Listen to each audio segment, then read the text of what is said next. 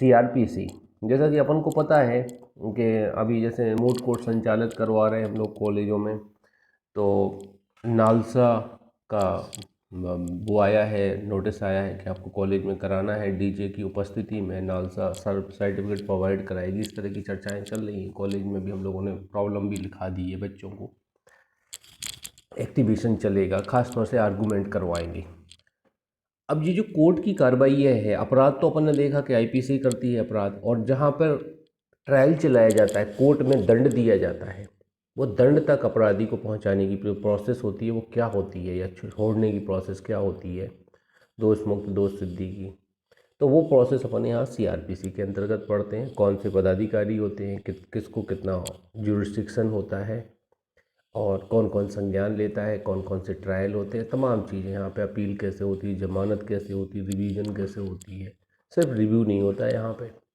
ये CrPC procedure है। तो 1898 में प्रथम सीआरपीसी का निर्माण हुआ। 14वां लॉ कमीशन आया 1898 में ही। इसने संशोधन हेतु विचार किया इसमें, फिर आगे चल के कुछ समय बाद 1973 में इसमें संशोधन किया गया। आज के प्रेजेंट में दंड प्रक्रिया संहिता 1973 है, 1974 का क्रमांक 2 है जो वर्तमान में है। इस एक्ट में टोटल 37 अध्याय हैं, 484 धाराएं हैं, 2 अनुसूचियां हैं। 1 अप्रैल 1974 से प्रवृत्त हुई है। इसके कुछ उद्देश्य हैं जो अपन को थोड़ी जानकारी रखना है, ओटी आ जाते हैं उनसे, तो वो भी आप सुन लीजिए। पहला उद्देश्य, न्यायिक कार्रवाइयों में नैसर्गिक न्याय के सिद्धांतों का पालन करना। न्यायिक कार्रवाइयों में नैसर्गिक न्याय के सिद्धांतों का पालन करना।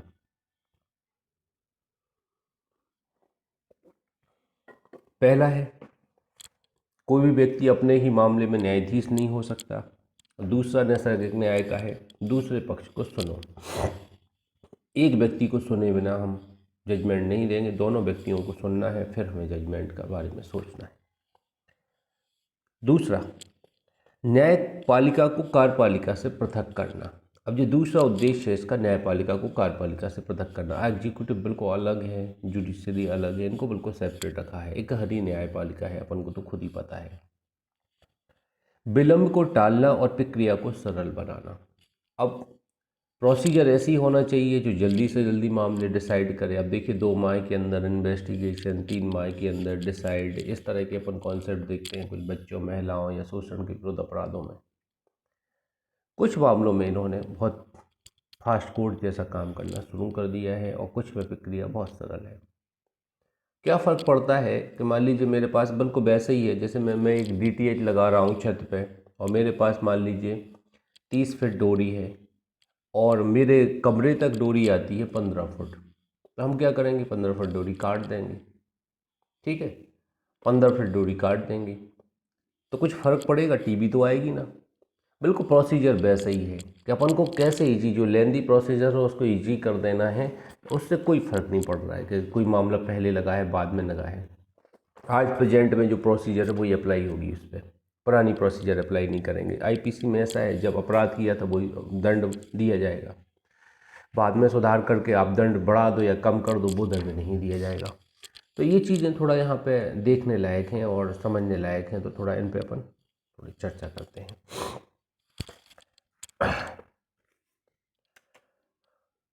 दंड प्रक्रिया संहिता एक प्रक्रिया विधि है। क्या है? प्रोसीजरल लॉ है दंड प्रक्रिया संहिता, एक प्रोसीजरल लॉ है। विधियों का प्रभाव भविष्यलक्षी होता है मोस्टली, लेकिन प्रक्रिया विधि ऐसा नहीं है, ये भूतलक्षी प्रभाव से भी लागू की जा सकती है। मतलब इसमें अमेंडमेंट कर दो, किसी को फर्क पड़ना ही नहीं है। टीबी आना चाहिए हमारी, तो कोई फ़र्क थोड़ी पड़ता कि हम 30 मीटर डोरी डालें या 15 मीटर डोरी में ही काम चल जाए। तो वैसे ही प्रोसीजर है कि इसको भूतलक्षी प्रभाव से लागू कर दो या वर्तमान। तो कुछ आपने सुधार किया, कुछ चीज़ें काट पीट की, और अब भूतलक्षी प्रभाव से जब से बनी है तब से लागू है। तो पुराने केस चल रहा है उसमें भी नई प्रक्रिया लागू हो जाएगी। ये चीज़ आगे बढ़ते हैं। इसकी उद्देश्य का कहती है कि ये दंड विधि का समीकरण और संशोधन करने के लिए अधिनियम है। 25 जनवरी 1974 को इसको सहमति मिली है। चैप्टर 1 है, प्रारंभिक 1 से 5 तक। विस्तार संपूर्ण भारत पे अब कर दिया गया है। इसका राज्य पुनर्गठन अधिनियम द्वारा ये व्यवस्था कर दी गई है। और चैप्टर 8, 10 और 11 से संबंधित उपबंध, इससे भिन्न उपबंध नागालैंड राज्य और जनजाति क्षेत्रों पर क्या होते हैं, लागू होते हैं। 8, 10 और 11 इन तीन के उपबंध नागालैंड और जनजाति क्षेत्रों पर लागू होते हैं। इसके अलावा कोई उपबंध यहाँ पे लागू नहीं होता है। जैसे चैप्टर 8 क्या बोलता है, चैप्टर 8 कहता है परिशांति कायम रखने के लिए और सदाचार के लिए प्रतिभूति 106 से 124 तक, ये नागालैंड और जनजाति क्षेत्रों पर लागू होते हैं। चैप्टर 10 बोलता है लोक व्यवस्था और प्रशांति बनाए रखना, 129 से 148 कर्फ्यू मर्फ्यू ये लगते हैं, उपद्रव वालों को सशस्त्र बल या सिविल बल से हटाना, ये सब आता है इसमें। चैप्टर 10। चैप्टर 11 पुलिस का निवारक कार्य, 151 की कार्रवाई करता है पुलिस, जेल भरो आंदोलन 149 से 157, 153 तक किन मामलों में पुलिस इंटरफेयर कर सकता है ये बताया गया है। ये 3 चैप्टर नागालैंड राज्य जनजाति क्षेत्रों पे लागू होते हैं, ये तो आपको ध्यान है। अब जनजाति क्षेत्र क्या है, जनजाति क्षेत्रों के लिए 2 पॉइंट यहाँ पे स्पष्टीकरण में दिए गए हैं। पहला पॉइंट ये है कि वो 21 जनवरी 1972 के ठीक पहले षष्ठ अनुसूची के पैरा 20 में निर्दिष्ट असम जनजाति क्षेत्र है। असम जनजाति क्षेत्र कौन से में है, 21 जनवरी 1972 को शेड्यूल 6 के पैरा कितने में, 20 में वर्णित असम के जनजाति क्षेत्र आते हैं। और दूसरा शिलांग नगर पालिका की स्थानीय सीमाओं के भीतर के क्षेत्रों से भिन्न, मतलब शिलांग नगर पालिका से भिन्न जो जनजाति क्षेत्र वो भी यहाँ पे आते हैं, शिलांग वाला नहीं आता है। ये जनजाति क्षेत्र है, थोड़ा आप इसको ध्यान दीजिएगा। अनुसूची 6वीं का पैरा 20 5वीं 6वीं अनुसूचित जाति जनजाति क्षेत्रों से संबंधित बताती हैं, 5वीं और 6वीं अनुसूचियाँ। 6वीं अनुसूची की बात की गई है। इसकी कुछ परिभाषाएं हैं, वो आप थोड़ा समझ लीजिए। काफ़ी हम लोगों ने पढ़ा है, इन पर हम डिस्कस नहीं करेंगे परिभाषाओं पे, बहुत ईजी परिभाषाएं हैं, कई बार हम लोग पढ़े हैं। आपसे क्वेश्चन जैसा आना है वो थोड़ी डिस्कस करते हैं। आपसे पूछा जाएगा जमानती अपराध परिभाषित किया गया है 2A में, आरोप परिभाषित किया गया है 2B में, संज्ञेय अपराध परिभाषित किया गया है 2C में, परिवाद परिभाषित किया गया है 2D में। परिवाद हो सकेगा लिखित मौखिक, उपरोक्त दोनों। ये स्पष्टीकरण पे आता है, संज्ञेय मामले की रिपोर्ट अगर करता है परिवाद में तो क्या होता है, पुलिस अधिकारी परिवादी समझा जाएगा और रिपोर्ट परिवाद समझी जाएगी। उच्च न्यायालय 2E में परिभाषित है। संबंधित उच्च न्यायालय चाहे वो संग्रह क्षेत्र का हो, स्टेट का हो या किसी अन्य सुप्रीम कोर्ट से भिन्न कोई कोर्ट हो तो हाई कोर्ट है। 2F में भारत है, 2G में जांच है। यहाँ पे एक चीज़ ध्यान देना है, मजिस्ट्रेट और न्यायालय करते हैं जांच, मजिस्ट्रेट और न्यायालय करते हैं, पुलिस वालों को जांच करने का पाबंद नहीं होता है। 2G में जांच। 2H में अन्वेषण है। अन्वेषण कौन करता है, पुलिस अधिकारी करते हैं, मजिस्ट्रेट से भिन्न व्यक्ति अन्वेषण करते हैं, आपको ये पता होना चाहिए। और अन्वेषण का उद्देश्य होता है कलेक्शन ऑफ एविडेंस, साक्ष्य एकत्रित करना। 2I में न्यायिक कार्रवाई है। न्यायिक कार्रवाई में इसमें जांच और विचारण दोनों सम्मिलित होते हैं। न्यायिक कार्रवाई जब कोर्ट में बैठ के न्यायालय कोई कार्रवाई करता है वो न्यायिक कार्रवाई है। 2J में स्थानीय अधिकारता है। स्थानीय अधिकारता मान लीजिए सिविल जज फर्स्ट क्लास है तो उसका, या जुडिशियल मजिस्ट्रेट फर्स्ट क्लास है तो उसका अपना क्षेत्राधिकार है, उसको स्थानीय अधिकारता बोलेंगे। महानगर क्षेत्र 2K में डिफाइन किया गया है।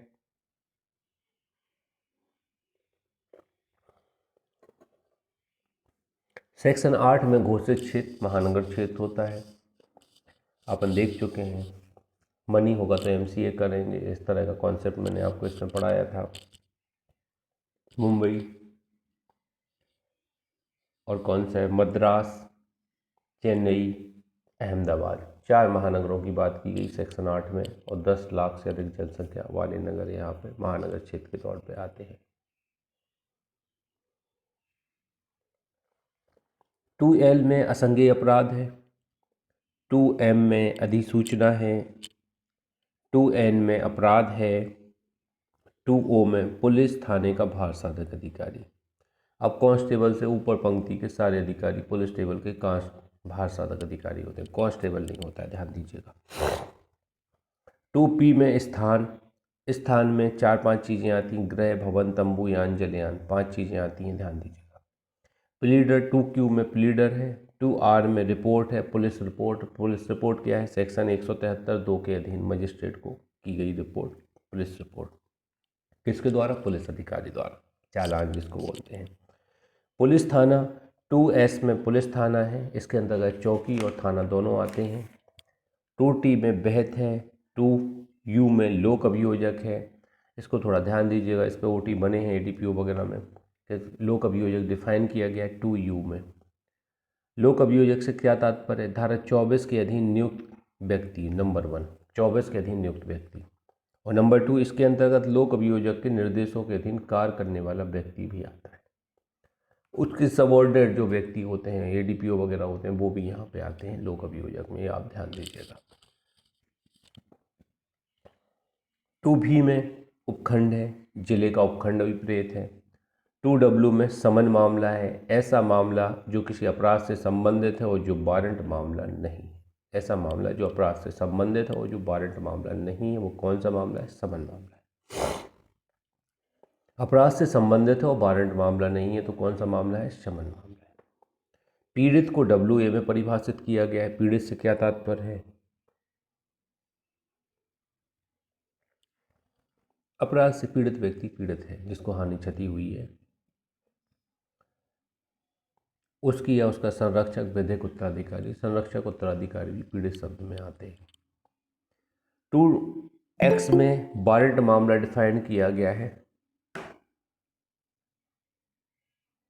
हाँ, 2X में वारंट मामला डिफाइन किया गया है। ऐसे मामले हैं जो मृत्यु, आजीवन कारावास या 2 वर्ष से अधिक की अवधि के कारावास से दंडनीय हैं, वारंट मामले हैं।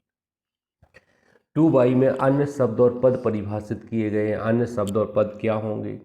जो भारतीय दंड संहिता में परिभाषित है वही अर्थ होगा अन्य शब्दों और पदों का।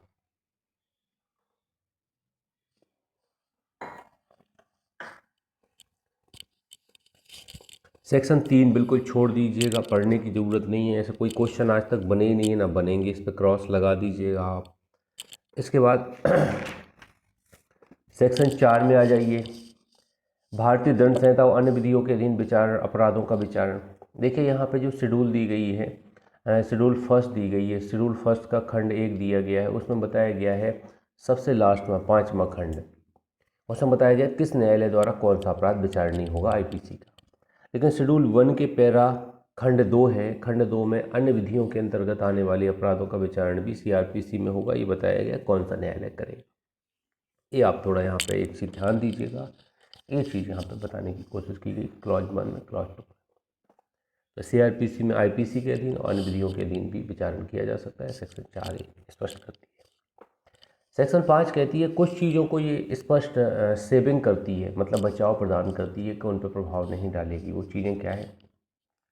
विशेष विधि पर प्रभाव नहीं डालेगी, स्थानीय विधि पर प्रभाव नहीं डालेगी, तीसरा विशेष अधिकारिता पर प्रभाव नहीं डालेगी, विशेष शक्ति पर प्रभाव नहीं डालेगी, विशेष प्रक्रिया पर, 5 चीज़ों पर प्रभाव नहीं डालता है अधिनियम, क्योंकि स्पेशल कुछ पावर दिए गए हैं, स्पेशल एक्ट बनाया गया तो उन पे CRPC प्रॉब्लम नहीं देगी। देखिए आप कोई स्पेशल एक्ट है, उसकी प्रोसीजर अपनी खुद की है, तो वहाँ CRPC की प्रोसीजर अप्लाई नहीं होती है, अपन को पता है।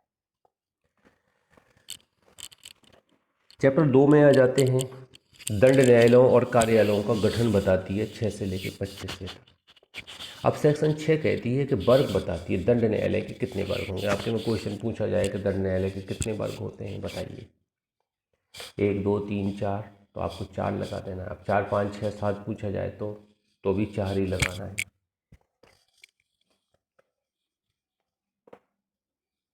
देखिए विधि के अधीन गठित न्यायालय, मतलब विशेष न्यायालय और हाईकोर्ट को अगर हम छोड़ दें तो प्रत्येक राज्य में 4 वर्ग के न्यायालय होते हैं। सेशन न्यायालय होता है, प्रथम वर्ग मजिस्ट्रेट का न्यायालय होता है जो महानगर मजिस्ट्रेट के समतुल्य होता है, द्वितीय वर्ग का मजिस्ट्रेट का न्यायालय होता है और कार्यपालक मजिस्ट्रेट का न्यायालय होता है। एनटी, तहसीलदार, एसडीएम, डीएम ये कार्यपालक मजिस्ट्रेट होते हैं। कमिश्नर कार्यपालक मजिस्ट्रेट नहीं होता है, आपको ये ध्यान देना है।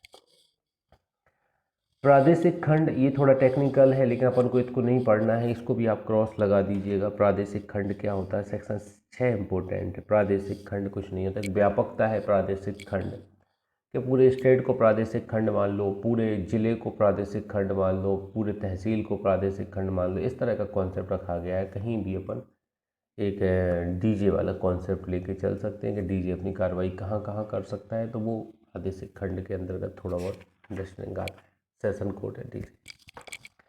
सेक्शन 8 में मैंने अभी जैसा आपको बता दिया, मनी होगा तो एमसीए करेंगे। 4 महानगर हैं जो बताए गए, मुंबई, कलकत्ता, मद्रास, अहमदाबाद। और ऐसे महानगर कौन घोषित करता है, राज्य सरकार घोषित करता है। जनसंख्या कितनी होना चाहिए, 10 लाख से अधिक होना चाहिए। 10 लाख से कम हो जाएगी तो महानगर क्षेत्र से हटाने का पावर भी राज्य सरकार को है। सेक्शन 8 महानगर क्षेत्र है। 4 चीज़ें, एक आध क्वेश्चन आ जाता है इसमें, इम्पोर्टेंट है। सेक्शन 9 सेशन न्यायालय। अब देखिए सेशन न्यायालय में थोड़ा यहाँ पे एक चीज़ देखिएगा, जब हम कोई बिल्डिंग की बात करते हैं, न्यायालय क्या है, बिल्डिंग, न्यायाधीश क्या है, पर्सन। तो बिल्डिंग हमेशा राज्य सरकार बनवाती है, कोई भी हो इसमें। और उसमें व्यक्ति जज के तौर में जो बैठाला जाता है वो हाई कोर्ट बैठालता है, नियुक्तियाँ हाई कोर्ट करती है। वही चीज़ अपन को यहाँ पढ़ना है। तो सेक्शन 9 राज्य सरकार सेशन न्यायालय स्थापित करेगी। सब क्लॉज 2 कहती है एक न्यायाधीश पीठासीन होगा जिसकी नियुक्ति उच्च न्यायालय करेगी। सब क्लॉज 3 कहती है उच्च न्यायालय एडिशनल सेशन जज, असिस्टेंट सेशन जज को भी सेशन न्यायालय में अधिकारता का प्रयोग करने के लिए नियुक्त करेगी। मतलब ये एडिशनल और असिस्टेंट भी सब क्लॉज 3 के अंतर्गत नियुक्त करती हाई कोर्ट। सब क्लॉज 4 कहती है सेशन न्यायाधीश को दूसरे खंड का अपर सेशन न्यायाधीश नियुक्त किया जा सकता है। मतलब एक ही जज जो है, मान लीजिए आपका देवास का भी सेशन कोर्ट है और वही इंदौर का भी सेशन कोर्ट हो सकता है। एडिशनल में यहाँ नियुक्त कर देंगे, वहाँ पर प्रॉपर पूरा जिला दे देंगे, ऐसा किया जा सकता है। अर्जेंट मामले हैं, सेशन न्यायाधीश का पद रिक्त है और मामला सुना जाना है, तो हम किससे सुनवाएंगे। तो अपन ही देख लीजिए, जैसे मेरा सबसे बड़ा, मेरे 4 लड़के हैं मान लो, मेरे सबसे बड़ा लड़का बाहर गया हुआ है रिश्तेदारी में, तो हम अपना कोई काम कराना है तो अब उससे छोटा जो लड़का होगा उससे बोल देंगे। वो स्कूल गया है तो उससे छोटा होगा तो उससे बोल देंगे। सबसे छोटे से तो बोलेंगे नहीं पहले, तो अपन समझदार देखेंगे। तो वही चीज़ें यहाँ लिखी हैं, कोई बड़ी बात थोड़ी लिखी है। अर्जेंट आवेदन है तो अपर सेशन न्यायाधीश से सुनवाएंगे या सहायक सेशन न्यायाधीश से सुनवाएंगे।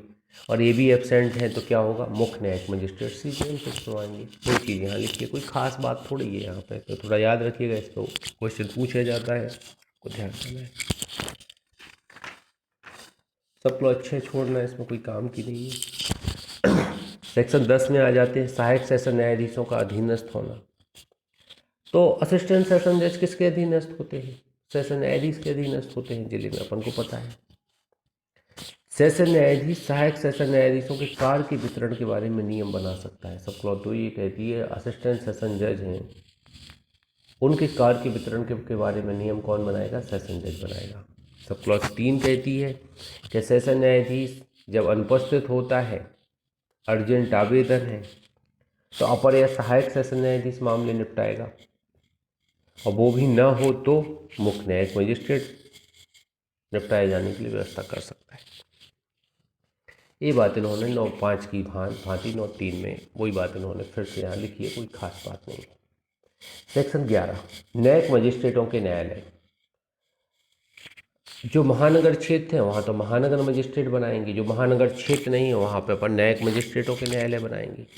क्या होगा इसमें, प्रथम वर्ग द्वितीय वर्ग न्यायिक मजिस्ट्रेटों के इतने न्यायालय जितने और जो राज्य सरकार उच्च न्यायालय की परामर्श के पश्चात विनिर्दिष्ट करे। कितने हो सकेंगे, जितने राज्य सरकार के परामर्श के पास विनिर्दिष्ट किया जा सके। तो स्टेट गवर्नमेंट यहाँ पे बनाती है, कोर्ट बनाती है। बस इतना पढ़ना है वर्ग को और छोड़ दीजिएगा। नियुक्ति तो हाई कोर्ट करता है, ये मानिएगा यहाँ पे। सेक्शन 12 मुख्य न्यायिक मजिस्ट्रेट और अपर मुख्य न्यायिक मजिस्ट्रेट आदि। अब देखिए सीजीएम की बात कर रहे हैं।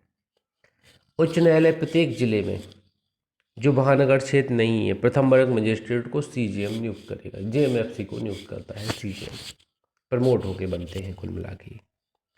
उच्च न्यायालय किसी प्रथम वर्ग मजिस्ट्रेट को अपर मुख्य न्यायिक मजिस्ट्रेट नियुक्त कर सकता है। एडिशनल सीजीएम भी नियुक्त कर सकता है। कौन करेगा? हाईकोर्ट। हाईकोर्ट दोनों पावर। यहाँ पे एसडीजीएम की भी तुलना की गई है। एसडीएम को भी यहाँ पे पावर दिए गए। सीजीएम के अनुसार कुछ पावर यहाँ पे दिए गए, वो यहाँ पर है। सब क्लॉज बी कहती है उपखंड न्यायिक मजिस्ट्रेट मतलब एसडीएम, एसडीजीएम और सीजीएम का साधारण नियंत्रण और अधीन होगा। किसके साधारण नियंत्रण के अधीन होंगे? न्यायिक मजिस्ट्रेटों के काम पर पर्यवेक्षण और नियंत्रण की भी शक्तियाँ होंगी। तो इन दोनों को इनके साधारण नियंत्रण में रहना पड़ेगा। न्यायिक मजिस्ट्रेटों के को इनके अधीन रहना पड़ेगा। इम्पोर्टेंट नहीं है। विशेष न्यायिक मजिस्ट्रेट सेक्शन 13 बताती है केंद्र सरकार राज्य सरकार जब अनुरोध करती है तब उच्च न्यायालय किसी व्यक्ति को जो पद धारण करता है विशेष न्यायालय की शक्तियाँ प्रदान करता है। ऐसा विशेष न्यायालय 1 वर्ष से अधिक अवधि के लिए नियुक्त किया जाता है। 1 वर्ष से अधिक अवधि के लिए नियुक्त किया जाता है। सब क्लॉज 2 बताती है। आगे बढ़ते हैं, सेक्शन 14 में आ जाते हैं। न्यायिक मजिस्ट्रेटों की स्थानीय अधिकारता। अब मुख्य न्यायिक मजिस्ट्रेट उन क्षेत्रों की स्थानीय सीमाएं परिनिश्चित कर सकता है जिनके अंदर धारा 11 और 13 के अधीन नियुक्त मजिस्ट्रेट शक्तियों का प्रयोग कर सकेंगे। मतलब कहाँ पे इनके पावर यूज होंगे, किनके मजिस्ट्रेट होंगे। ये कौन डिसाइड करेगा? सीजीएम डिसाइड करेगा। परंतु विशेष मजिस्ट्रेट का न्यायालय उस स्थानीय क्षेत्र के भीतर किसी स्थान में अपनी बैठक कर सकता है। स्पेशल मजिस्ट्रेट का न्यायालय है वो किसी भी स्थान में अपनी बैठक कर सकता है। ये आप यहाँ पर ध्यान दीजिए। ऐसे परिनिश्चय जैसा उपबंधित है प्रत्येक ऐसे मजिस्ट्रेट की अधिकारता और शक्तियाँ का विस्तार जिले में सर्वत्र होगा। देखो यहाँ पे सब क्लॉज 2 में लिखा है कि प्रत्येक ऐसे मजिस्ट्रेट की अधिकारता और शक्तियों का विस्तार जिले में सर्वत्र होगा। आपने देखा ना, इनका क्षेत्राधिकार होता है 1 वर्ष 3 वर्ष तक के दंड दे सकते हैं मजिस्ट्रेट वगैरह। लेकिन आपने कभी ध्यान दिया है कि मान लीजिए एक व्यक्ति ने हत्या की हो और उसको 24 घंटे के अंदर प्रस्तुत करना है, तो कभी सेशन कोर्ट में प्रस्तुत करते हैं? अपन नहीं करते, मजिस्ट्रेट के समक्ष प्रस्तुत करते हैं। मजिस्ट्रेट रिमांड ग्रांट करता है, जमानत ग्रांट करता है। ये तमाम चीज़ें यहाँ पे देखने को मिलती हैं। अपन को कोर्ट के पास भेज दिया जाता है, वो आगे बताता है क्या प्रोसीडिंग करना है। फिर कोर्ट में चालान भेजा जाता है, कार्रवाई चलती है, कोर्ट के निर्देश के अनुसार कार्रवाई चलती है। तो यहाँ जिले में सर्वत्र ये उपयोग कर सकते हैं अपनी शक्तियों का। इन्हें अगर ऑथराइज किया जाता है कि आपको पावर यूज करना है तो ये पावर अपनी यूज जिले में कहीं भी कर सकते हैं। न्यायिक मजिस्ट्रेटों का अधीनस्थ होना, तो ये अपन को पता है प्रत्येक सीजीएम सेशन न्यायाधीश के अधीनस्थ होगा, बिल्कुल है। प्रत्येक अन्य मजिस्ट्रेट मतलब judicial magistrate first class second class session न्यायाधीश के साधारण नियंत्रण के अधीन रहते हुए मुख्य न्यायिक मजिस्ट्रेट के अधीनस्थ होते हैं। किसके अधीनस्थ होते हैं? सीजीएम के अधीनस्थ होते हैं। सेशन न्यायाधीश के अधीनस्थ रहते हुए सीजीएम के अधीनस्थ होते हैं। ये भी आप यहाँ पे थोड़ा ध्यान दीजिएगा। आगे बढ़ते हैं। 16 महानगर मजिस्ट्रेटों के न्यायालय कौन स्थापित करेगी? उच्च न्यायालय की परामर्श से स्टेट गवर्नमेंट निर्देश करेगी महानगर मजिस्ट्रेटों के न्यायालय। पीठासीन अधिकारी महानगर मजिस्ट्रेट में कौन नियुक्त करेगा? हाई कोर्ट नियुक्त करेगी। सब क्लॉज 2 बताया गया है। महानगर क्षेत्र में सर्वत्र इनको क्षेत्राधिकार होगा। इनकी अधिकारता बताती है कौन सी? सब क्लॉज 3 बताती है महानगर क्षेत्र में सर्वत्र पूरे इंदौर शहर में महानगर मजिस्ट्रेट का जलवा रहता है। 17 मुख्य महानगर मजिस्ट्रेट और अपर मुख्य महानगर मजिस्ट्रेट उच्च न्यायालय नियुक्त करती है और उच्च न्यायालय किसी महानगर मजिस्ट्रेट को अपर मुख्य महानगर मजिस्ट्रेट भी बना सकती है। तो उच्च न्यायालय ही मुख्य महानगर मजिस्ट्रेट और अपर मुख्य महानगर मजिस्ट्रेट की नियुक्ति करती है। विशेष महानगर मजिस्ट्रेट, अब देखिए विशेष महानगर मजिस्ट्रेट केंद्र और राज्य सरकार उच्च न्यायालय से ऐसा अनुरोध करती है तो उच्च न्यायालय अपॉइंट करती है। कितने समय के लिए होता है? 1 वर्ष के लिए होते हैं ये। कितने समय के लिए? 1 वर्ष तक के लिए होते हैं। 19 महानगर मजिस्ट्रेटों का अधीनस्थ होना। अब महानगर मजिस्ट्रेट किसके अधीनस्थ होंगे? सेशन न्यायाधीश के अधीनस्थ मुख्य महानगर मजिस्ट्रेट और एडिशनल महानगर मजिस्ट्रेट होंगे। मतलब सीजेएम और एडिशनल सीजेएम किसके अधीन होंगे? सेशन न्यायाधीश के। लेकिन यहाँ पर 19 में ये बताया गया जैसे सीएमएम हो गया या एडिशनल सीएमएम, ये सेशन कोर्ट के अधीनस्थ होंगे। और प्रत्येक एमएम सेशन न्यायाधीश के साधारण नियंत्रण के अधीन रहते हुए सीजेएम के अधीनस्थ होगा। तो जो जुडिशल मजिस्ट्रेट के लिए है प्रोसीजर वही यहाँ बताई गई है 15 के समान। सेक्शन 15 में जो है वही 19 में लिखा है। अपर मुख्य न्यायिक मजिस्ट्रेट अगर एडिशनल सीएमएम किस सीमा तक सीएमएम के अधीनस्थ होगा ये हाई कोर्ट डिसाइड करेगी। इनके वितरण के बारे नियम क्या होंगे? महानगर मजिस्ट्रेट और अपर में वितरण के बारे में नियम ये मुख्य महानगर मजिस्ट्रेट तय करता है। सब पूरा 3 सेक्शन 20। अब देखिए जी कार्यपालक मजिस्ट्रेट हैं। कार्यपालक मजिस्ट्रेट में कोर्ट भी स्टेट गवर्नमेंट बनाती है, नियुक्तियां भी स्टेट गवर्नमेंट, इनका हाई कोर्ट से कोई लेना देना नहीं होता। कार्यपालिका अलग रखी गई है, आपको खुद पता है। तो राज्य सरकार ही इनके कोर्ट बनाती है और राज्य सरकार ही मजिस्ट्रेट नियुक्त करती है। जैसे यहाँ लिखा है राज्य सरकार प्रत्येक महानगर क्षेत्र में कार्यपालक मजिस्ट्रेट नियुक्त कर सकती है, सेक्शन 20 बोलती है। उनमें एक को जिला मजिस्ट्रेट नियुक्त करेगी, जिसमें से एक व्यक्ति क्या होगा? डीएम होगा। उसमें से एक व्यक्ति क्या होगा? डीएम होगा। इसमें से नियुक्त करेगी, इसमें से एक व्यक्ति को डीएम नियुक्त करेगी। कौन? गवर्नमेंट।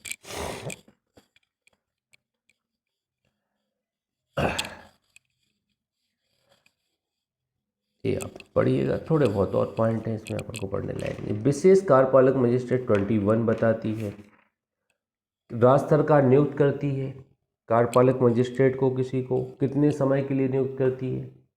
जितना वो उचित समझे। ये डिसाइड नहीं है कि 1 वर्ष के लिए है। जीएम और 13 में जुडिशल मजिस्ट्रेट, 18 में हम लोगों ने मेट्रोपॉलिटन मजिस्ट्रेट देखा जो विशेष के तौर पर काम करते 1-1 वर्ष के लिए। लेकिन 21 में कार्यपालक मजिस्ट्रेट विशेष के तौर पर कार्य करता है तो जितना सरकार उचित समझे। एक बार बना दिया तो वो बने रहते हैं जब तक हटाया ना जाए। 10 साल तक बने रहो, कोई दिक्कत नहीं। विशेष कार्यपालक मजिस्ट्रेट है आप। स्थानीय अधिकारिता क्या होगी कार्यपालक मजिस्ट्रेटों की? सेक्शन 22 बताती है राज्य सरकार के नियंत्रण के अधीन रहते हुए जिला मजिस्ट्रेट उन क्षेत्रों की स्थानीय सीमाएं परिनिश्चित कर सकता है जिनके अंदर शक्तियों का प्रयोग कर सके। प्रत्येक ऐसे मजिस्ट्रेट की अधिकारिता और शक्तियां जिले में सर्वत्र होंगी। अब देखिए कार्यपालक मजिस्ट्रेट को पावर थोड़ा ज़्यादा दिया गया है। जुडिशल मजिस्ट्रेट भी तो जिले में सर्वत्र पावर यूज करता है।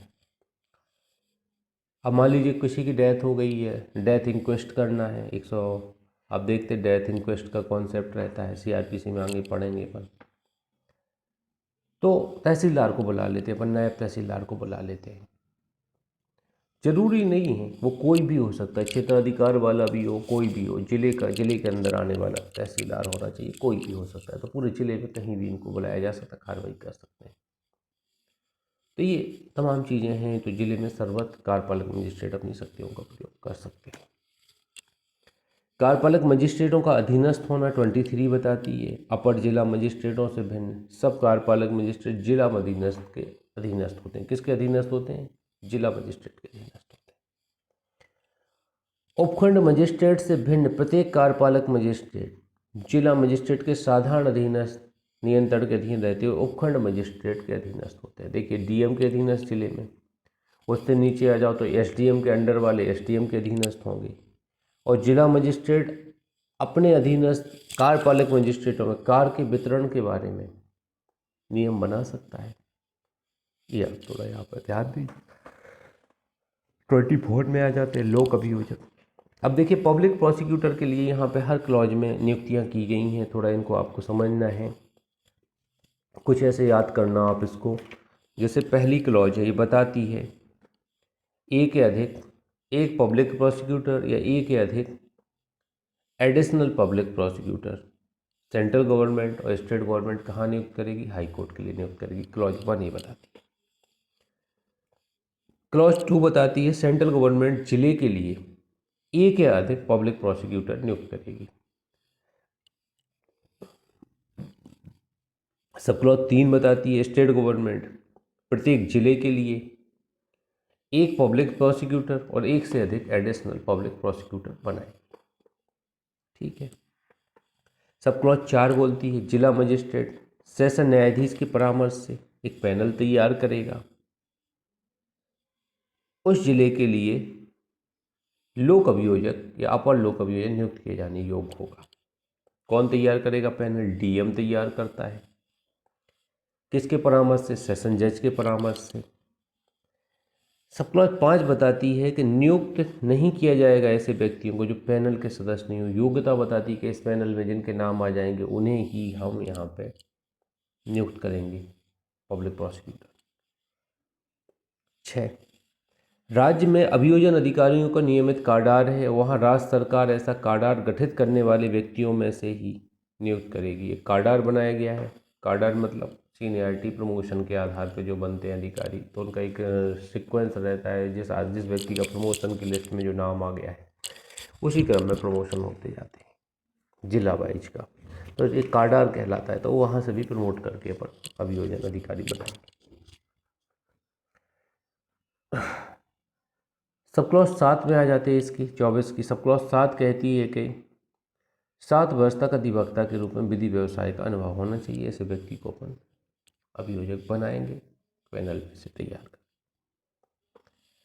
स्पेशल पब्लिक प्रोसिक्यूटर बनाना है तो केंद्र सरकार राज्य सरकार क्या करेगी? 10 वर्ष का अनुभव रखने वाले व्यक्ति को विशेष लोक अभियोजक नियुक्त कर सकती है। कितने वर्ष का? 10 वर्ष का अनुभव रखने वाले व्यक्ति को विशेष लोक अभियोजक नियुक्त कर सकती है। आगे बढ़ते हैं, सेक्शन 25 में आ जाते हैं। सहायक लोक अभियोजक राज्य सरकार प्रत्येक जिले में मजिस्ट्रेटों के न्यायालयों में अभियोजन के संचालन करने के लिए एक या अधिक सहायक लोक अभियोजक नियुक्त करेगी। कहाँ पे संचालन करेंगे? ये मजिस्ट्रेटों के कोर्ट में संचालन करेंगे। राज्य सरकार प्रत्येक जिले में नियुक्त करेगी। दूसरा, केंद्र सरकार मजिस्ट्रेट के न्यायालय में मामलों का संचालन करने के प्रयोजन से एक या अधिक सहायक लोक अभियोजक नियुक्त करेगी। कितने लोक अभियोजक नियुक्त करेगी? एक या अधिक सहायक लोक अभियोजक नियुक्त करेगी केंद्र सरकार।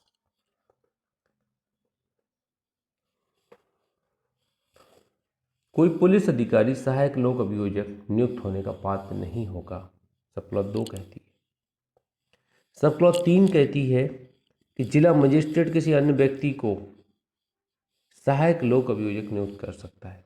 विशिष्ट मामले के प्रयोजनों के लिए किसी अन्य व्यक्ति को भी नियुक्त कर सकता है जिला मजिस्ट्रेट डीएम। परंतु कोई पुलिस अधिकारी इस प्रकार नियुक्त नहीं किया जाएगा कि उसने अपराध का अन्वेषण किया है या वो निरीक्षक की पंक्ति से नीचे का है। पुलिस अधिकारी को भी नियुक्त किया जा सकता है किन्हीं मामलों में अगर डीएम साहब चाहें तो, लेकिन उस मामले में उसने इन्वेस्टिगेशन किया है तो नहीं उसको नियुक्त किया जाएगा। और दूसरी चीज़ ये, यदि वह है निरीक्षक की पंक्ति से नीचे का है, मतलब किससे पंक्ति से नीचे का है? निरीक्षक से पंक्ति का नीचे का है, तो भी उसको नियुक्त नहीं किया जाएगा। ये भी आपको यहाँ पर थोड़ा समझना है। आगे बढ़ते हैं 25 से। अब देखिए अभियोजन निर्देशालय की यहाँ पे बात कर रहे हैं तो अपन को अभियोजन संचालनालय पढ़ना है अपने। तो यहाँ पे लागू कर दी गई 2013 से 25 से मध्य प्रदेश की धारा है 2013 में जोड़ी गई। अगर हम सेंट्रल की बात करें तो डायरेक्टर ऑफ प्रोसिक्यूशन होता है।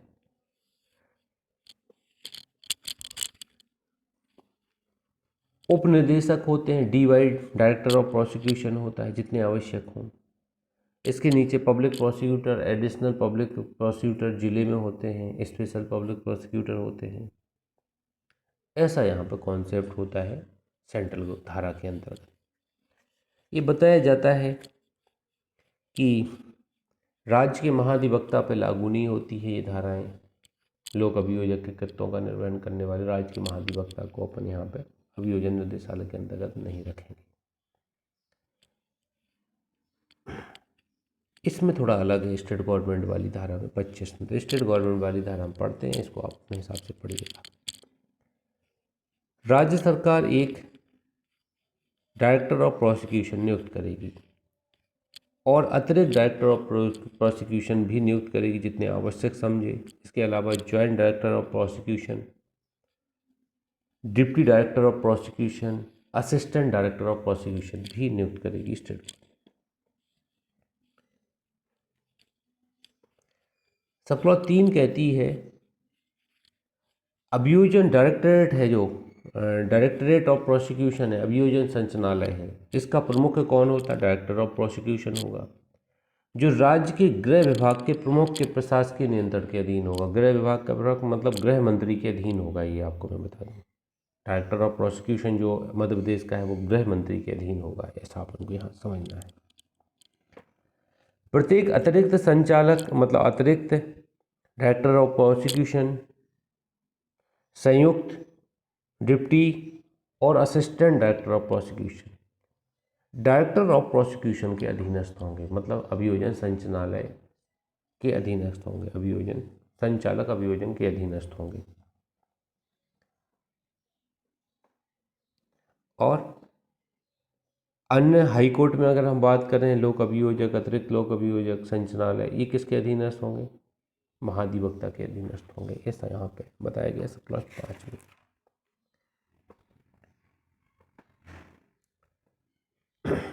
ऐसा आप इसको एक बार पढ़ लीजिएगा। और यहाँ पे कुछ पढ़ने लायक मुझे नज़र नहीं आ रहा है। आगे बढ़ते हैं, चैप्टर 3 पे आ जाते हैं, न्यायालयों की शक्ति 26 से 35 तक।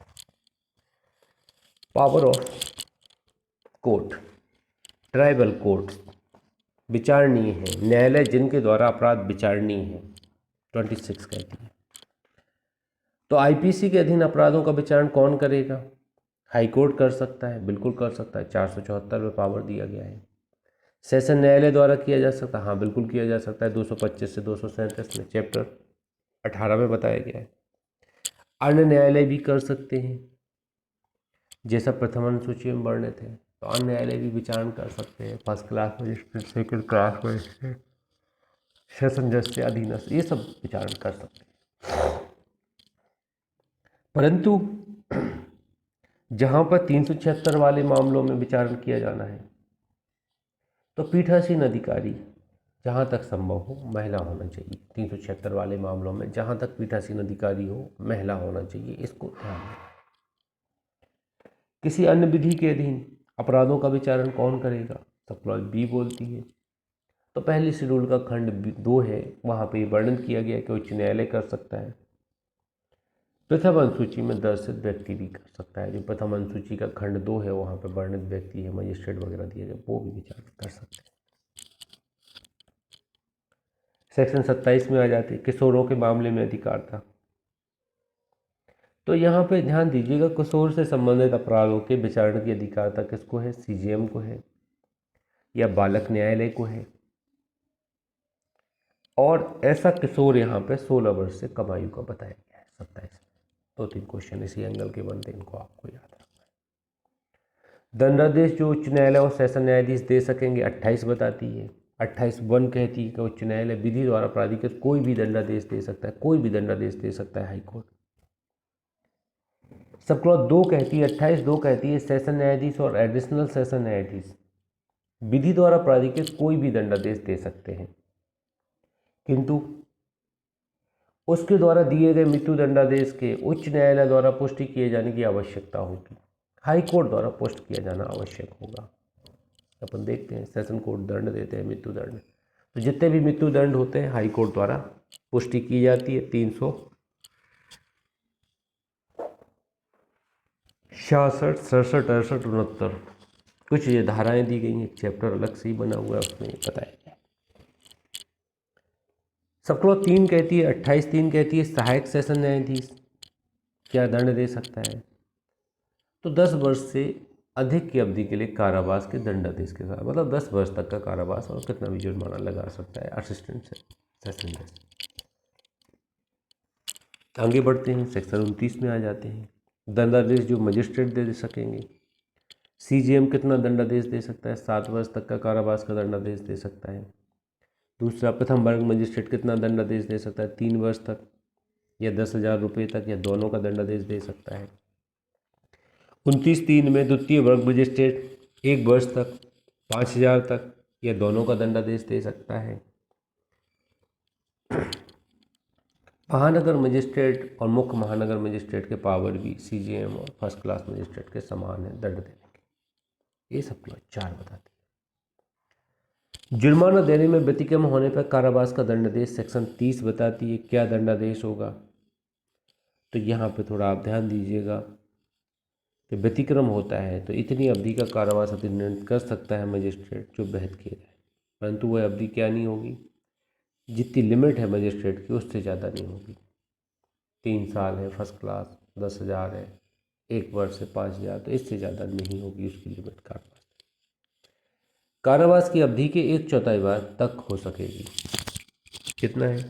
जितनी सामर्थ्य है और जितना अधिनिर्णित किया गया है कारावास की 1/4 तक हो सकेगा जुर्माना। या थोड़ा ध्यान 1/4 लगा सकते हैं व्यतिक्रम।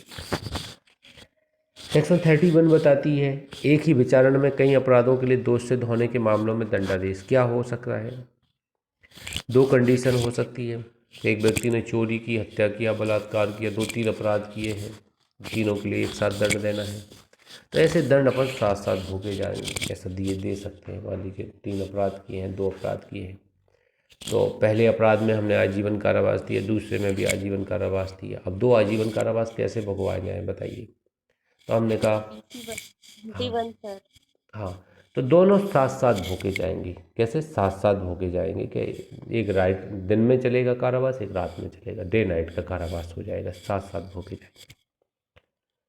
एक पहले खत्म होगा, मान लीजिए 5 साल की सज़ा की एक मामले में, एक में 10 साल की सज़ा की, तो एक पहले 5 साल भोग लीजिए आप, फिर अगली 10 साल की सज़ा फिर आगे उसमें जुड़ जाएगी। ऐसा रहेगा, क्रमवर्ती तौर पर भोगे जाएंगे। ये देखिएगा, ये बताती है सेक्शन 31। और चीज़ें पढ़ लीजिएगा। शक्तियाँ प्रदान करने का ढंग क्या होगा? हाई कोर्ट राज्य सरकार को पावर है ये। नियुक्त अधिकारियों की शक्तियाँ क्या होगी? हाई कोर्ट राज्य सरकार को पावर है। शक्तियों को वापस लेने का पावर हाई कोर्ट और स्टेट गवर्नमेंट को। ये सब में हाई कोर्ट स्टेट गवर्नमेंट है। 35 नंबर की धारा आपको थोड़ा ध्यान देना है। न्यायाधीश और मजिस्ट्रेटों की शक्तियों का उनके पद उत्तरवर्तियों द्वारा प्रयोग किया जा सकता है। मैंने आपको पहले भी बताया था कि एक व्यक्ति सिविल जज है, मान लीजिए यहाँ पे फर्स्ट क्लास छतरपुर में है, यहाँ से ट्रांसफ़र हो जाता है, उसकी जगह आप आ जाते हैं सिविल जज बन के, तो उसको जो स्पेशल पावर दिए गए होंगे वो आपको भी मिल जाएंगी। उत्तरवर्ती है ना, उसके उत्तरवर्ती हैं, पद पर उत्तरवर्ती है। वो जहाँ जाएगा, जिस पद पर वो जाएगा, जिस कोर्ट में वो बैठेगा, वहाँ से कोई अगर गया होगा तो वहाँ वो उत्तरवर्ती हो जाएगा। तो वहाँ के मजिस्ट्रेट को जो पावर होंगे वो इसको पावर हो जाएगी। ये चीज़ें यहाँ 35 बताती हैं। चैप्टर 4 है, छोटा सा चैप्टर है। वरिष्ठ पुलिस अधिकारियों की शक्तियाँ सेक्शन 36 बताती है। क्या होंगी वरिष्ठ पुलिस अधिकारियों की शक्तियाँ? तो यहाँ पे थोड़ा लिखा है, पुलिस थाने का भार साधक अधिकारी से पंक्ति में वरिष्ठ पुलिस अधिकारी, मतलब निरीक्षक से ऊपर डीएसपी, एसपी की बात हम कर रहे हैं, आईजीपी की बात कर रहे हैं। जिस स्थानीय क्षेत्र में नियुक्त है उसमें सर्वत्र उन शक्तियों का प्रयोग कर सकते हैं जिनका उसके सीमाओं के अंदर ऐसे अधिकारी द्वारा किया जा सकता है। तो जहाँ पे ये नियुक्त है वहाँ पे सब जगह ये अपने पावर का यूज कर सकते हैं। कौन? डीएसपी, एसपी वगैरह अधिकारी होते हैं सबऑर्डिनेट। तो ये इनको पावर पूरे जिले में होगा। निरीक्षक से ऊपर तो यही होते हैं, अपन को पता है। इसका भाग 2 है, अध्याय 4 का, मजिस्ट्रेट और पुलिस की सहायता। अब देखिए 37 कहती है जनता कब मजिस्ट्रेट और पुलिस की सहायता करेगी। जनता से भी अपन सहायता मांग सकते हैं, मजिस्ट्रेट और पुलिस मांग सकता है सहायता। प्रत्येक व्यक्ति ऐसे मजिस्ट्रेट या पुलिस अधिकारी की सहायता करने के लिए आबद्ध है जो निम्नलिखित कार्यों में उसकी सहायता उचित रूप से मांगता है। कुछ कार्यों में सहायता मांगता है, जैसे किसी अन्य ऐसे व्यक्ति को जिसे गिरफ्तार करने के लिए प्राधिकृत है पकड़ना, उसका निकल भागने से रोकना। कि गिरफ्तार करना है, पुलिस वाला गिरफ्तारी करने आया है, आप एक आम व्यक्ति हैं, आपसे पुलिस वालों ने कहा कि आप मदद कीजिए, इस व्यक्ति को अरेस्ट करना है, तो आपको मदद करनी पड़ेगी इसकी। यहाँ पे सहायता करेगी जनता, सहायता करेगी। परिशांति भंग का निवारण है दमन करने के लिए। परिशांति भंग कर रहा है कोई व्यक्ति तो आपका सपोर्ट मांगा जा सकता है। लोक लाइट का सपोर्ट मांग लेते हैं कि आप लोग के सहयोग से ही पॉसिबल हो सकता है। रेल, नहर, तार या लोक संपत्ति को क्षति पहुंचाने के प्रयत्न का निवारण। लोक संपत्ति, रेल, नहर, तार, लोक संपत्ति को क्षति पहुंचाने के प्रयत्न का निवारण। सेक्शन 38, पुलिस अधिकारी से भिन्न ऐसे व्यक्ति को सहायता जो वारंट का निष्पादन कर रहा है। तो वारंट के अधीन पकड़ने आया है पुलिस अधिकारी से, तो उसकी भी सहायता की जा सकती है आम जनता का। 39, कुछ अपराधों की इत्तला का जनता द्वारा दिया जाना। अब जनता को कहा गया है कि भैया कुछ अपराध होते हैं आपके एरिया में तो सूचित करो पुलिस वालों को। पुलिस वालों को सूचित करो, कुछ अपराध अगर आपके एरिया में होते हैं तो पुलिस वालों को सूचित करो। तो ये सूचित करने के पावन होंगे। देखिए बहुत सारी लिस्ट यहाँ पर दी गई है। अध्याय 6 में राज्य के विरुद्ध अपराध, अध्याय 8 में लोक प्रशांति के विरुद्ध अपराध, परितोषण वाली धाराएं हट गई हैं, रिपील हो गई हैं। खाद्य वस्तु अपमिश्रण से संबंधित अपराध 272 से 78 तक, जीवन के लिए संकटकारी अपराध, फिरौती विपणन के अपराध, चोरी करने के लिए मृत्यु उपहति अवरोध कारित करने की तैयारी के पश्चात चोरी का अपराध 382, लूट और डकैती का अपराध, लोक सेवक आदि द्वारा आपराधिक न्यास भंग, संपत्ति के विरुद्ध दृष्टि के अपराध, गहतीचार का अपराध, प्रच्छन्न गहतीचार, करेंसी नोटों से संबंधित अपराध। तो ऐसे व्यक्ति को क्या करना है, निकटतम पुलिस थाने में सूचित करना है, जनता को इत्तला देना है। ये आपको यहाँ पे थोड़ा पढ़ लेना है। 40 में ग्राम के मामलों में नियोजित अधिकारी जैसे चौकीदार, पटवारी के कति पर रिपोर्ट करने का कर्तव्य आपको बताया गया है। पंच, सरपंच भी आएंगे इसमें। तो ये सब क्या करेंगे, गांव में अगर कोई लुटेरा, अपराधी, चुराया हुआ सामान, चोर, हत्यारा, इस तरह का कोई भी व्यक्ति में को देखने को मिलता है तो ये क्या करेंगे, संबंधित थाने में या मजिस्ट्रेट को सूचित करेंगे। कौन, अधिकारी। बस इतना आपको यहाँ देखना है। सेक्शन 40, उनके नाम याद रखिएगा, नाम पूछ लिए जाते हैं, गलत नहीं होना चाहिए आपको। चैप्टर 5 में आ जाते हैं व्यक्तियों की गिरफ्तारी। व्यक्तियों की गिरफ्तारी से संबंधित प्रोविजन चैप्टर 5 में किए गए हैं। कौन सी धारा है, 41 से 60 ए तक की धारा है। 41 से 60 ए तक की धारा है। पुलिस वारंट के बिना कब गिरफ्तार कर सकेगी, 41 बताती है। पुलिस वारंट के बिना कब गिरफ्तार कर सकेगी, 41 बताती है। यहाँ पे 10 कंडीशन बताई गई हैं। पुलिस वाले की उपस्थिति में संज्ञेय अपराध करेगा तो अरेस्ट कर लेगी भाई पुलिस। दूसरी चीज़ है, जिसके विरुद्ध सूचना प्राप्त हुई है या संदेह है कि संज्ञेय अपराध कारित किया है, जो 7 वर्ष से कम की हो सकती है, 7 वर्ष तक की हो सकती है, जुर्माने सहित है, तो ऐसा कारावास दिया जा सकता है। या ऐसा अपराध है जो 7 वर्ष तक की कारावास है, इससे अधिक का हो सकता है। विश्वास करने का कारण है, अपराध कारित किया है, इस तरह की संभावना है, समाधान हो जाता है, गिरफ्तारी आवश्यक है, वरना वो भाग जाएगा, अन्वेषण नहीं करने देगा। तमाम रीजन पे यहाँ पे वो है।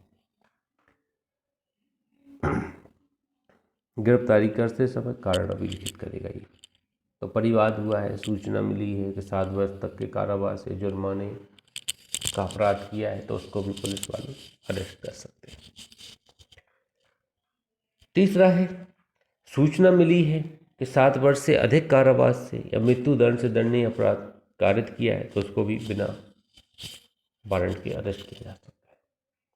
सी नंबर का है, उद्घोषित अपराधी है तो अरेस्ट कर सकते हैं। डी नंबर का है, चुराई हुई संपत्ति, संदेह किया गया है कि उसके कब्जे में चुराई हुई संपत्ति है तो अरेस्ट कर सकते हैं। ई नंबर का, पुलिस अधिकारी अपना कार्य कर रहा है, उसको बाधा पहुंचा रहे हैं या अपराधी को भाग निकलने में सहायता कर रहे हैं तो भी अरेस्ट कर सकते हैं। संघ के सशस्त्र बलों से अभित्याजक होने का संदेह है तो भी गिरफ्तार कर सकेंगे। किसी प्रत्यर्पण विधि के अंतर्गत आने वाला अपराधी है तो भी गिरफ्तार कर सकेंगे। मतलब भारत में अपराध किया है, भारत के बाहर अपराध किया है, भारत में सौंपा गया है प्रत्यर्पण विधि में, तो अरेस्ट कर सकता है, पुलिस कार्रवाई कर सकता है, इन्वेस्टिगेट कर सकता है। 356(5) के नियम को भंग करता है तो भी अरेस्ट कर सकते हैं। और जिसके बारे में लिखे के मौके के तौर पर सूचना मिल चुकी है कि इसको अरेस्ट करना है, उसको अरेस्ट कर सकते हैं। इतने सारे क्लॉज हैं, 10 क्लॉज हैं। थोड़ा इसको जहन में बैठा ले रखना है।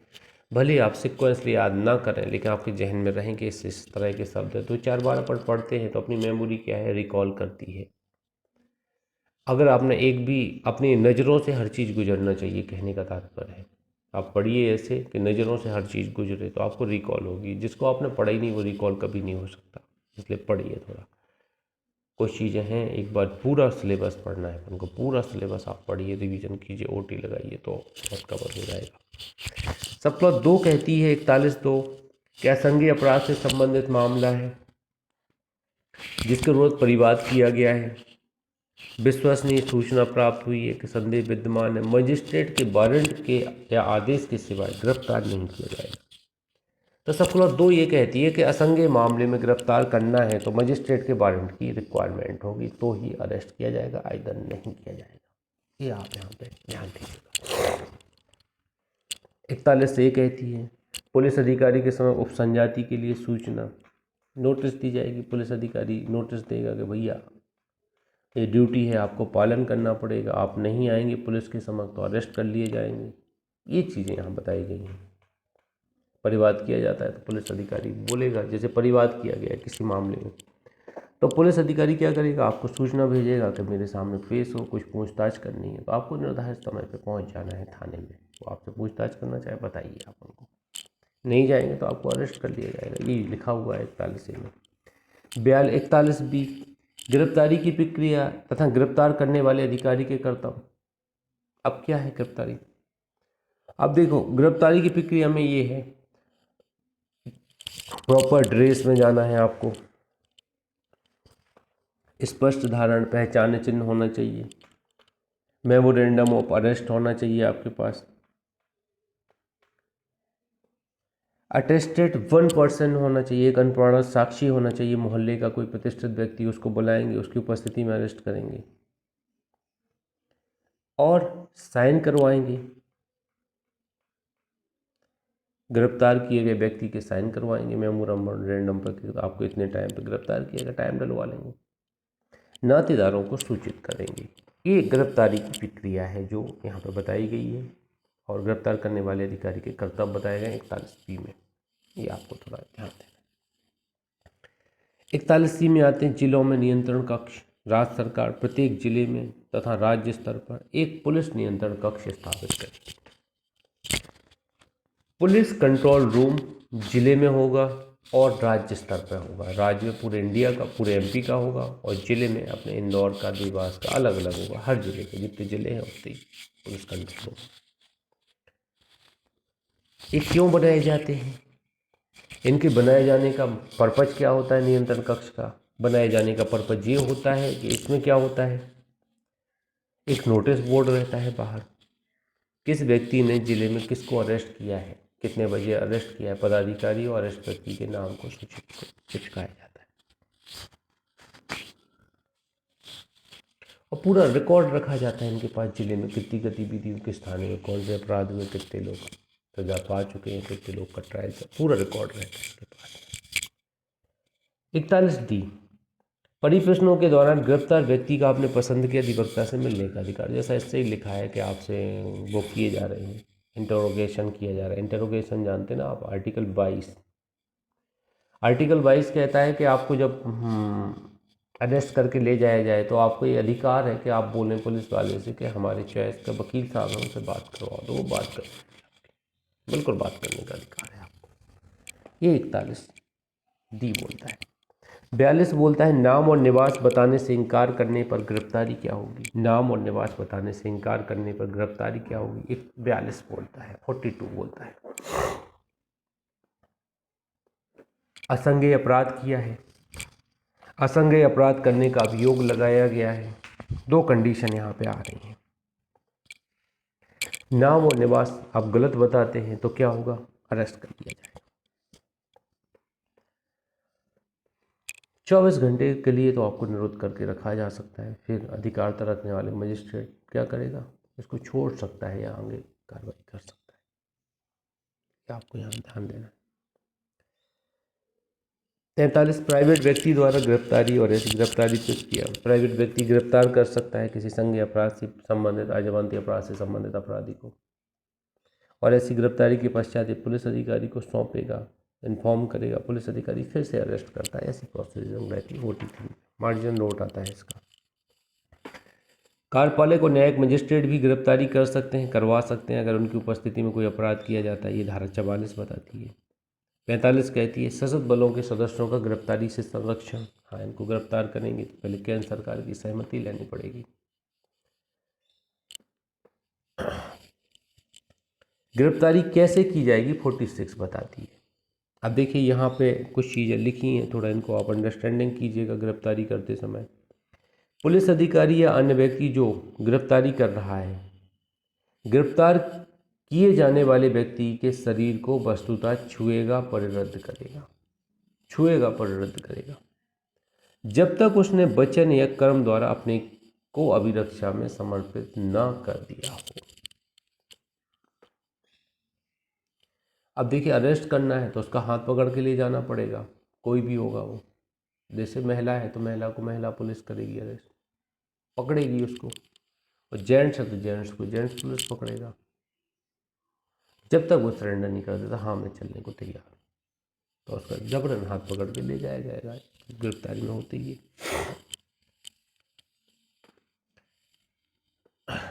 जब तक पुलिस अधिकारी महिला ना हो, गिरफ्तार करने के लिए पुलिस अधिकारी स्त्री के शरीर का स्पर्श नहीं करेगा। ये थोड़ा ध्यान दीजिए यहाँ पे, अगर ऐसा कहीं होता है बिल्कुल विरोध करना चाहिए कि जेंट्स पुलिस वाले किसी स्त्री को टच नहीं कर सकते। यहाँ पर तलाशी वलाशी भी नहीं लेते। देखिए जेंट्स पुलिस मेटल डिटेक्टिव से ऑर्डिनरी तलाशी हो सकती, कोई टचमेंट नहीं हो सकता, ना यहाँ पे अरेस्ट करने का पावर है महिला पुलिस के अलावा महिला को। यदि ऐसा व्यक्ति अपनी गिरफ्तार किए जाने के प्रयास का बलात् विरोध करता है, बचने का प्रयत्न करता है, तो ऐसे पुलिस अधिकारी या अन्य व्यक्ति गिरफ्तार करने के लिए आवश्यक सब साधनों का उपयोग कर सकते हैं, बल प्रयोग भी कर सकते हैं। भाग रहा है, आप जैसे ही पहुंचे गेट खोला और भाग गया, पीछा कीजिए, आप उसको धर दबोचिए, पकड़ लीजिए, बल का प्रयोग कर सकते हैं। सब क्लॉज 3 कहती है 46(3) जो इनकाउंटर की धारा है कि ऐसे व्यक्ति की जिस पर मृत्यु या आजीवन कारावास से दंडनीय अपराध का अभियोग है, मृत्यु कारित करने का अधिकार नहीं देती।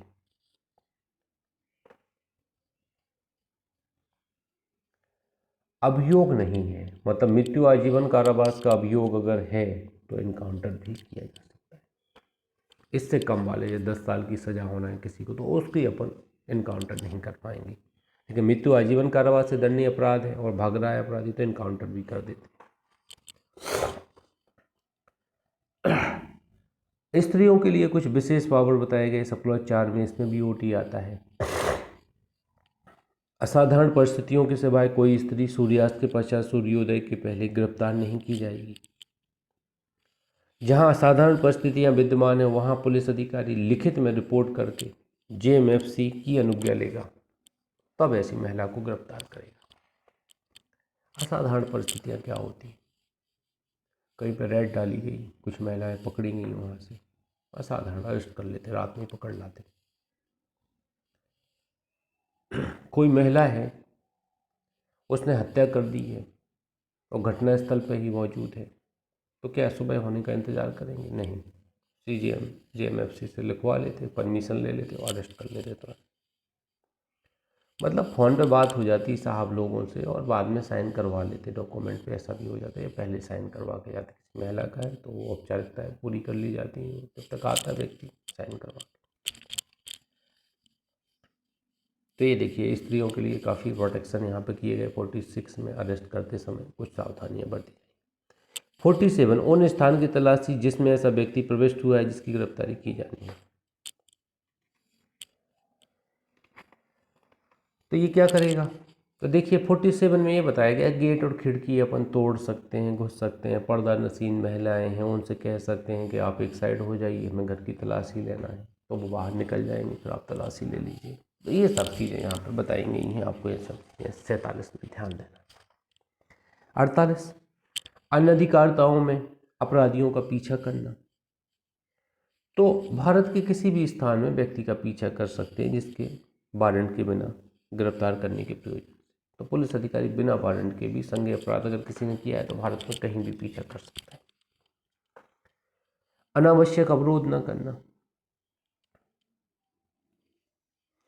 तो जितना जरूरी है कि